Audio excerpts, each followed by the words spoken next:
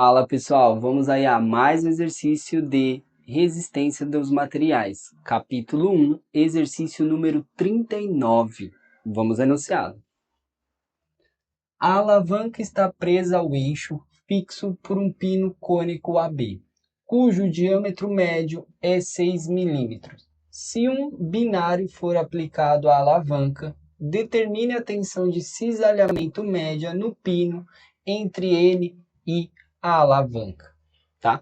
Bom, então vamos entender aqui o desenho, né? Que geralmente é o mais complicado aí para todo mundo, entender o que está acontecendo para saber o que calcular. Então, aqui está a alavanca, né? Ó, aqui é a alavanca. Estou segurando aqui, certo? Vou fazer este movimento, certo? Ao fazer este movimento, exatamente aqui, tá? Aqui está o pino, tá? E aqui está onde está o eixo fixo, certo? E aqui, ó, segurando, né, o eixo fixo, entre o pino a gente está olhando de cima, então entre aqui o pino, que é o AB, e aqui onde passa a alavanca no eixo fixo e onde está preso, exatamente aqui, ó, nesse ponto, é onde eu quero calcular o cisalhamento. Para calcular o cisalhamento, eu preciso saber qual é a força cortante. E para calcular essa força cortante, eu vou ter que fazer o equilíbrio. Então, eu tenho aqui um binário. Ó. Eu estou fazendo isso, ó, certo? Quando eu fizer isso, aqui eu vou ter que ter um movimento contrário de resistência, ou seja, o pino segurando. Então, ó, aqui girou para esse lado, certo? Ó, tá girando no sentido anti-horário. Eu tenho que ter uma força contrária, um binário, causando um momento no sentido horário.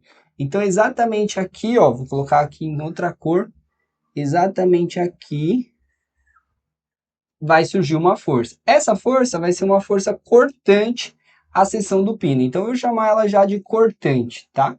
E aqui, exatamente na parte de baixo, como eu vou fazer o movimento para cá, aqui vai ter que, para considerar o movimento desse lado para baixo, tem que rotacionar para o outro lado. Então, aqui na parte de baixo, parece a mesma intensidade de força V, tá? Agora, como que eu acho essa V? Agora a gente aplica o equilíbrio. Exatamente no centro aqui, tá? Considerar aqui ponto O, a gente tem que o momento tem que ser zero. Então, a gente vai aplicar lá, fazer aqui em cima. Somatório de momentos em O tem que ser igual a zero. Então, considerando anti-horário positivo, quem vai causar momento em O?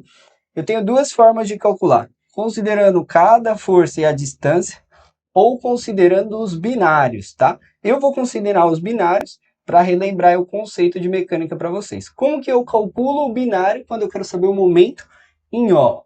Para calcular o binário, eu elimino uma força e calculo o momento como, ao invés de ser em O, eu vou calcular o momento em relação até onde está a outra força. Então, eu pego a distância até lá, que seria a mesma coisa de fazer um momento em relação ao O dessa força, mais um momento em relação ao ponto O dessa força, que seria essa medida e essa medida. Tá? Eu economizo cálculos utilizando o binário.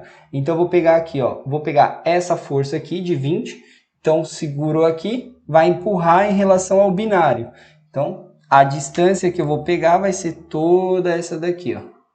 Tá? Então, vai ser 20, vai girar no sentido aí anti-horário, então vai ser positivo, 20 newton vezes a distância. Eu vou colocar em milímetro mesmo, porque vai acabar cancelando. Então, 250 mais 250, que a gente tem aí 500 milímetros. E quem vai causar o momento aí, ao contrário, vai ser a força cortante. A mesma coisa aqui, ó. Uma tá empurrando nesse sentido, ó. Certo? Então, a gente tem um binário. Se a gente quiser calcular aqui no centro O exatamente, a gente considera essa aqui e a distância até o centro, mais essa força vezes a distância até o centro. Ou a gente considera o binário, elimina uma das forças, elimino essa, e considera a distância dessa força V até lá, que é exatamente os 12 milímetros aqui fornecido. Então, vai ficar para o lado contrário, então menos a força é V e a distância é 12 milímetros. Isso tudo igual a zero. Aqui é milímetro com milímetro, acaba cortando. Isolando essa força cortante, a gente vai ter o quê? 20 vezes 500 dividido por 12. Então, essa força cortante é de 833,33 newton. Então, a gente tem aí a força cortante. E como que eu acho a tensão média? O que é a tensão de cisalhamento média? Tensão de cisalhamento média, dada pela letra tal, é a força cortante dividido pela área da seção. Que área é essa? Que seção é essa? Eu vou desenhar aqui o que está representando, como se eu cortasse e estivesse vendo o pino, tá? Aqui é o pino que está lá dentro. Ele diz que é um pino cônico, só que ele dá um diâmetro médio, ou seja, eu vou considerar que a seção aí, né, é a constante de uma circunferência. Lembrando que o cone vai abrindo, vai aumentando, só que ele está dando o médio. Então, considero aí a circunferência média é a área que eu vou calcular. Então, isso daqui, ó, seria exatamente o pino que está aqui, tá? Estou colocando aqui a área, ó. Essa é a área, que é a mesma daqui. Então, aqui eu tenho a força cortante, olha lá, ó, paralela à área da seção transversal e paralela aqui. Então, quem é essa área? Essa área é π vezes o diâmetro ao quadrado sobre 4, que é a área da circunferência. Então, vai ficar tensão de cisalhamento é igual a cortante dividido por π d ao quadrado sobre 4. Esse 4 passa multiplicando, 4 vezes a cortante dividido por π d ao quadrado. A gente substitui os valores, tensão de cisalhamento média vai ser 4 vezes a força cortante, 833,33 newton, dividido por π vezes o diâmetro. O diâmetro é de 6 milímetros. Então, a gente pega aí 6 ao quadrado, milímetro quadrado. Por que eu coloquei milímetro e não em metro, que é desse?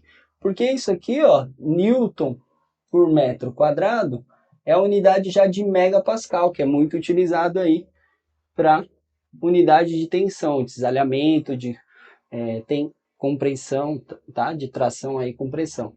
Então, seria a tensão normal. Então, a gente utiliza o megapascal, que é newton por milímetro quadrado. Calculando isso daqui, a gente já calcula aí 29,5 e já deixa na unidade de megapascal. Bom, espero que tenham gostado da resolução. Obrigado por acompanhar até aqui. Eu vou aguardar você em um próximo vídeo.